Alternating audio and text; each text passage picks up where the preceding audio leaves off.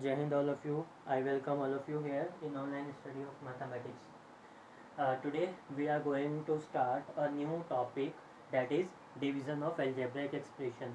And before I start this topic, you need to understand one thing, that this topic is very important for all of you, because this calculation you have to uh, perform these division of uh, these algebraic expressions up to class 10th, and if you opted maths after class 10th, then again you have to perform division of algebraic expression. So pay attention to this topic, because it is very high scoring for all of you till you are studying mathematics in your life.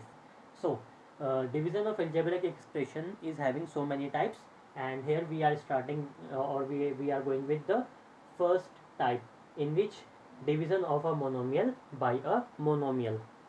Monomial, do you understand monomial? Yes. The algebraic expression which is having only one term is known as monomial. So in question number 1, exercise 5.3, we have to divide 12x by 36. So 12x will be written in numerator part and 36 will be written in denominator part, because we have to divide 12x by 36. So 36 will be written in denominator. Now we observe that 12 can divide 36 three times. 12 ones are 12, 12 twos are 24, 12 threes are 36. So 12 ones are 12 and 12 threes are 36. What is remaining? We will write here x into 1 x, and here 3. So x upon 3 will be your answer. Move on to its b part. We have to divide 24ab by 2a. So we will write 24ab in numerator part and 2a in denominator part. Here we observe, here before I start your division operation, you need to understand one thing. Like in multiplication, we can multiply their numerical part each other and their variable part each other. Okay, and also we can multiply their like terms only, or the same variables. Similarly, in division operation, we can divide their numerical part by their numerical value, okay, and the variable part by their corresponding variable, and that variable should be of like term. Like term means a can be divisible by a only. We cannot divide b by a, because b and a both are unlike terms. So the concept of like terms and unlike terms you are applying in addition, subtraction, multiplication, as well as division of algebraic expression. So 24 and 2, we know 24 can be divisible by 2 12 times, and here we have a raised to the power 1, and in numerator we have a raised to the power 1. So both are cancelled by each other. What is remaining? 12 into 1 into b. So it will become 12b, and nothing is left in the denominator part. Therefore it is equal to 1, and it is our choice whether we want to write 1 in denominator or not. So 12b is your final answer.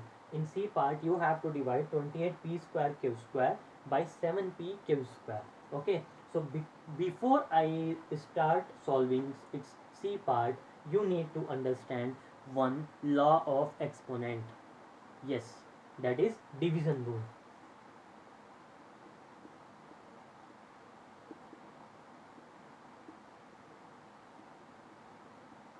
If we have this kind of thing, a raised to the power m upon a raised to the power n, then the result will be a raised to the power m minus n. Means uh, the exponent written in the denominator part, and we will take their power n. Here we have power n, so n will be subtracted from the power of numerator. Or if I will explain this formula, you can understand it like this: a raised to the power m upon a raised to the power n. A raised to the power m is in numerator, so leave it as it is. But here we have a raised to the power n in denominator part, so we will find its reciprocal. Okay, we will find the reciprocal of a raised to the power n. So it will become, or we are not finding the reciprocal, we are just taking this term in numerator. We are taking this exponent that is a raised to the power m, we are taking it from denominator to numerator. When we will shuffle these kind of exponents from either from numerator to denominator or from denominator to numerator, their powers change their sign. Positive change into negative and negative change into positive. So here we have positive n power, so when we will take it into numerator, so it will become a raised to the power minus n, right? And now we will apply the multiplication rule here. It can be written as a raised to the power m plus minus n, because in multiplication we add the powers, so it will become a raised to the power m minus n. And this is the proof of this rule. Here this is the proof of this rule. So a raised to the power m upon a raised to the power n can be written as a raised to the power m minus n. So we will apply this concept in the questions which we are going to solve further. Okay, just write down the division rule and its proof in your notebook. Now we will start solving its C part. In C part, what we have? 28p square q square, 28p square q square upon 7 into p into q square. Okay, we have to solve this. How can we solve this question? Numerical part can be divisible by only numerical part. Divide 28 by 7. 7 ones are 7, 7 fours are 28. Now what is left? Variable part. We can solve this kind of variable part by two methods. For p raised to the power 2 is in numerator and p is also in denominator, and here we have 1 power. We will take this 1 power into numerator, so it will be subtracted from 2 because both are like terms, and if we have both like terms, then we can subtract their denominator power from their numerator power, so it will become 2 minus 1. Similarly, we have q raised to the power 2 and q raised to the power 2. Okay, these are cancelled directly, so it will become 4p raised to the power 1 answer, or we can write it simply 4p as your answer. Okay, we will do so many questions based on this rule, so keep watching these kind of solutions. 6x square y divide 6x square y z cube by 2xy.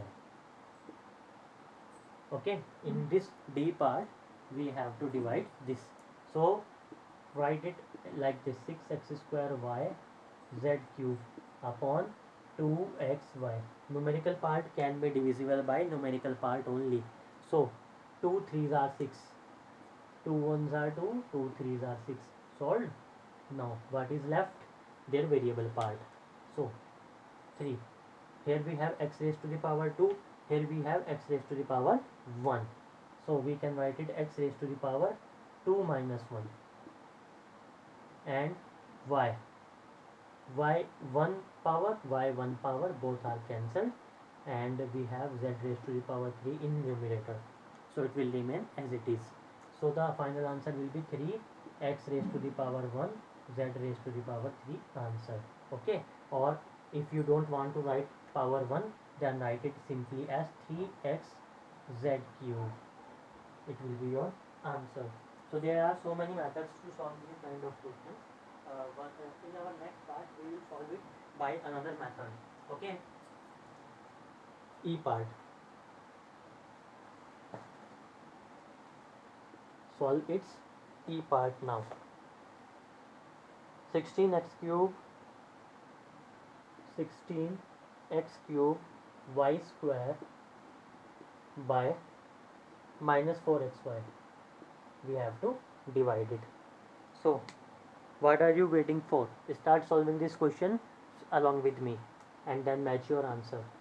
16x cube y square upon minus 4xy. 16 can be cancelled by 4. 4 ones are 4, 4 fours are 16. What is left? 4. Here we have x raised to the power 3 and here x raised to the power 1. We can write it 3 minus 1. And y raised to the power 2 and here we have 1 power, so y minus 1. So the final answer will be 4x raised to the power 2 and y raised to the power 1. 3 minus 1 will become 2 and 2 minus 1 will become 1. Now solve its f part.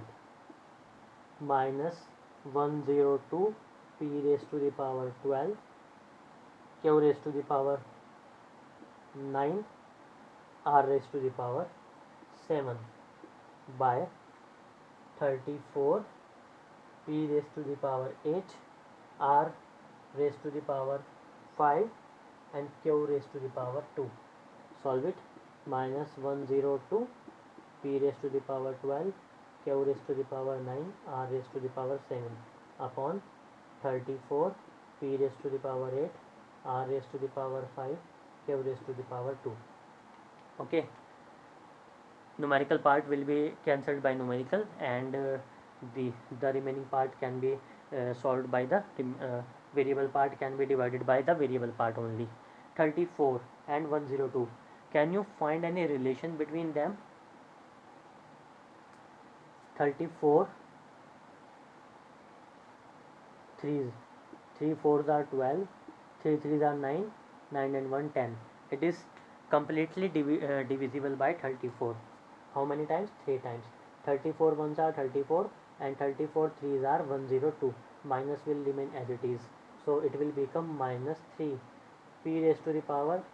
In numerator we have 12 power, in denominator we have 8 power, so 8 can be subtracted here.